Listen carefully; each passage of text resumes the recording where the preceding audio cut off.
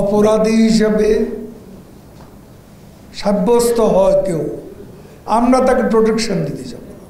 তিনি সাবেক আইজিপি হন আর সাবেক সেনাপ্রধান, যত প্রভাবশালী, অপরাধ করলে শাস্তি তাকে পেতে। বিষয়টি দেখতে হবে, অপরাধ কোনো ব্যক্তি যত প্রভাবশালী অপরাধ করতে পারে, অপকর্ম করতে পারে।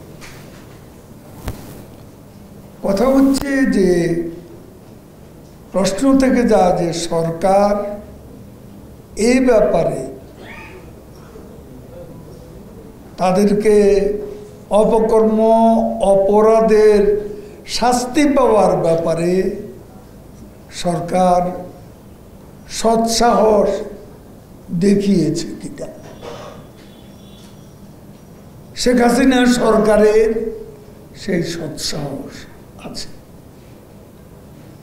অপরাধ করে কেউ পার পাবে না, বিচার বিভাগ স্বাধীন, দুদক স্বাধীন। সেখানে যদি অপরাধী হিসেবে সাব্যস্ত হয় কেউ, আমরা তাকে প্রোটেকশন দিতে যাব। তিনি সাবেক আইজিপি হন আর সাবেক সেনাপ্রধান।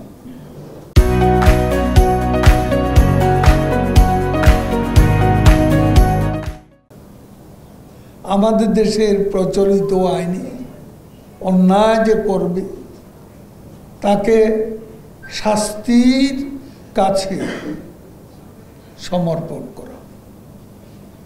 এখানে কোনো প্রকার সরকারের কাউকে প্রোটেকশন দেওয়ার বিষয় নেই।